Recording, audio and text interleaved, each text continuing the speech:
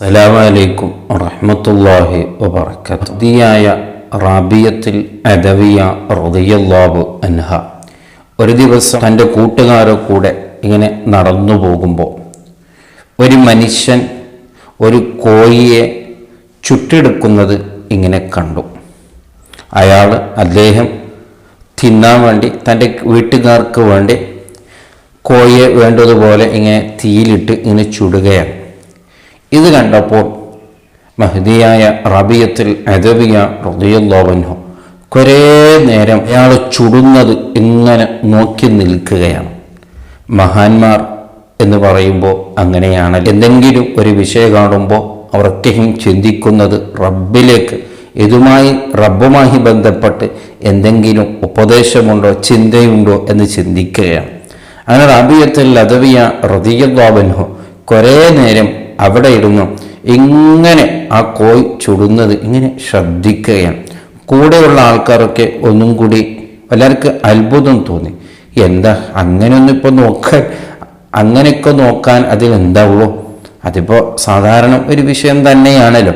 പക്ഷെ എന്നാലും റാബിയത്തുൽ അദവിയ റളിയല്ലാഹു അൻഹു കുറേ നേരം അവിടെ ഇങ്ങനെ നോക്കി നിൽക്കുകയാണ്. അപ്പോഴാണ് കുറേ നേരം കഴിഞ്ഞപ്പോൾ അവിടെ നിന്ന് ആ മഹ്ദി അവിടെ നിന്ന് കരയുന്നു. കണ്ണിൽ നിന്ന് കണ്ണുനീർ ധാരധാരയായി വീഴുന്നു. ഇത് കണ്ടപ്പോൾ കൂടെയുള്ളവർക്കൊക്കെ ഒന്നും കൂടി അത്ഭുതമായി. അല്ല, എന്തിനാണ് ഒരു കോഴി ചൂടുന്നതിൽ തന്നെ നോക്കുമ്പോൾ നമുക്ക് അത്ഭുതപ്പെട്ടു. കോഴി ചുടുന്നതിന് കണ്ട് കരയാൻ അത്ര അതിലെന്തുണ്ട് എന്ന് തൻ്റെ കൂട്ടുകാർ റാബിയത്തുൽ അദവിയ റളിയല്ലാഹു അൻഹയോട് ചോദിച്ചു. അല്ല, നിങ്ങൾ എന്തിനാണ് കരയുന്നത്? എന്തിനാണ് കണ്ണീരൊലിപ്പിക്കുന്നത്? എന്തിനാണ് ബേജാറാകുന്നത്? എന്തിനാണ് വിഷമിക്കുന്നത്? ആ കോഴിയെ ആശപ്പെട്ടിട്ടാണോ? എന്താണ്? അപ്പോഴാണ് തൻ്റെ കൂട്ടുകാർക്ക് റാബിയത്തുൽ അദവിയ റളിയല്ലാഹു അൻഹു നൽകിയൊരു മറുപടിയുണ്ട്. അതാണ് മഹാന്മാരുടെ ചിന്ത. എന്തിനും അല്ലാഹുവിനെ ഓർക്കുകയാണ്. അവിടെ നിന്ന് റാബിയത്തുൽ അദവിയ റളിയല്ലാഹു അൻഹു പറയാണ്, ഞാൻ ആ കോഴിയെ ആഗ്രഹിച്ചിട്ടല്ല, അത് തിന്നണമെന്ന് ആഗ്രഹിച്ചിട്ടുമല്ല, അതെനിക്ക് കിട്ടുമോ എന്ന് ആശ വെച്ചിട്ടുമല്ല.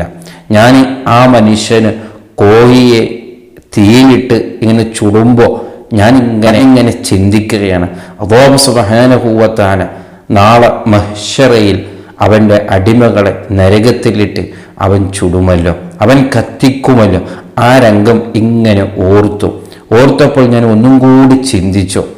ഈ കോഴിയെ ഇപ്പോൾ അദ്ദേഹം ചുടുമ്പോൾ കോഴിക്കൊരു പ്രശ്നമില്ല. കാരണം കോഴി ജീവനുള്ളതല്ല. ജീവനില്ലാത്ത ഒരു കോഴിയെയാണ് അദ്ദേഹം അവിടെ നിന്ന് ചുടുന്നത്. അതെങ്ങനെയെല്ലാം അദ്ദേഹത്തിന് വേണ്ടതുപോലെ അതിനെ ചെയ്യുന്നു. പക്ഷെ കോഴിക്കൊരു പ്രശ്നവുമില്ല. കോഴിയൊന്നും അവിടെ വേദനിക്കുന്നില്ല. ഇനി ചൂടുള്ള കോഴി തന്നെ ഈ ദുനിയാവിലിട്ട് കരിച്ചാൽ അപ്പം തന്നെ അത് മരണപ്പെടൂലേ, അതിൻ്റെ ജീവന് പോകൂലേ, പിന്നെ അതൊക്കെ എന്തെങ്കിലും പ്രശ്നമുണ്ടോ?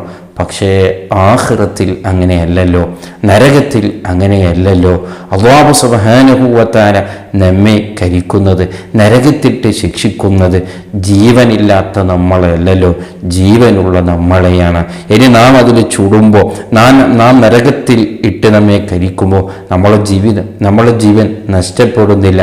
ജീവനോടു കൂടെയാണ് നാം ആ നരകം നേരിടേണ്ടി വരുന്നത്. അത് വല്ലാത്തൊരു അവസ്ഥയാണല്ലോ, വല്ലാത്തൊരു അത്ഭുതമാണല്ലോ. അത് എങ്ങനെ നാം സഹിക്കും?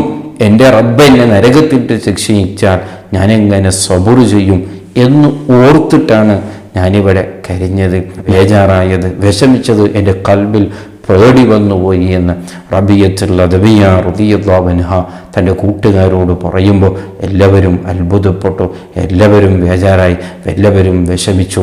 അതേ സത്യമാണല്ലോ, അല്ലാഹു സുബ്ഹാനഹു വ തആല നമ്മെ നരകത്തിലിട്ട് ശിക്ഷിച്ചാൽ അവനെല്ലാം അധികാരമുള്ളവനാണ്. ഞാൻ നരകത്തിൽ പോവൂല, കടക്കൂല എന്ന് പറയാൻ തക്ക നമ്മളിലൊന്നുമില്ല. നാം ഒന്നും അതിന് എല്ലാവിധത്തിലും അർഹതപ്പെട്ടവർ തന്നെയാണ്. അങ്ങനെ ഇരിക്കുമ്പോൾ ആ റബ്ബ് നമ്മെ നരകത്തിലിട്ട് ശിക്ഷിക്കുന്നത് ജീവനില്ലാത്ത നമ്മളെയല്ല, നമ്മെ വേദനിപ്പിക്കാനാണ്. അവിടെ നാം വേദനിക്കുമല്ലോ, ഇവിടെ ഒരു കോഴിയെ ചുടുന്നത് പോലെ അല്ലല്ലോ എന്നുള്ള ഭയമാണ് എല്ലാവരും പേടിപ്പെടുത്തിയത് വളരെ ഗൗരവത്തോടു കൂടെ ചിന്തിക്കണം. റാബിയത്തുൽ അദവിയ റളിയല്ലാഹു അൻഹ ഇത്രയെല്ലാം ഇബാദത്തുകൾ ചെയ്ത് അള്ളാഹുവിലേക്ക് മനസ്സ് തിരിച്ച് ഇങ്ങനെയൊക്കെ ചിന്തിക്കേണ്ട ആവശ്യമുണ്ടോ? എൻ്റെ റബ്ബ് നരകത്തിലിടുമോ എന്ന് ചിന്തിക്കേണ്ടതുണ്ടോ? അവരെങ്ങനെ പോകും നരകത്തിൽ? ഒരു നിലക്കും അത് സാധ്യമുള്ള വിഷയമല്ല. അവരൊക്കെയും സ്വർഗത്തിലാണ്. അവർക്ക് വേണ്ടി തന്നെയല്ലേ റബ്ബ് സ്വർഗമുണ്ടാക്കിയത്. പക്ഷേ നമ്മുടെ കഥ അങ്ങനെയല്ല. ചിലപ്പോൾ അത് നമ്മളാകാൻ സാധ്യതയുണ്ട്. വളരെ ഗൗരവത്തോടു കൂടെ ചിന്തിക്കേണ്ട ഒരു വിഷയമാണ്. അത്തരത്തുള്ള ആ നരകത്തിനെ തൊട്ട് രക്ഷ കിട്ടണമെങ്കിൽ, അത്തരത്തുള്ള ആ നരകത്തിനെ തൊട്ട് നമുക്ക് മോചനം കിട്ടണമെങ്കിൽ, അതേ അവർ ചിന്തിച്ചതുപോലെ, അവർ ആഗ്രഹിച്ചതുപോലെ, അവർ വിഷമിച്ചതുപോലെ, അവർ പേടിച്ചതുപോലെ, അവർ കണ്ണീരൊലിപ്പിച്ചതുപോലെ ഈ ദുനിയാവിൽ അല്ലാഹുവിനെ ഓർത്ത് നരകത്തിനെ ഓർത്ത് ഇങ്ങനെ ചിന്തിച്ചാൽ ചിലപ്പോഴൊക്കെ രക്ഷപ്പെടാൻ അതുകൊണ്ട് സാധിക്കും. അല്ലാഹു ആ കൂട്ടരിൽ നമ്മെ പെടുത്തുമാറാവട്ടെ. അസ്സലാമു അലൈക്കും വറഹ്മത്തുള്ളാഹി വബറകാതുഹു.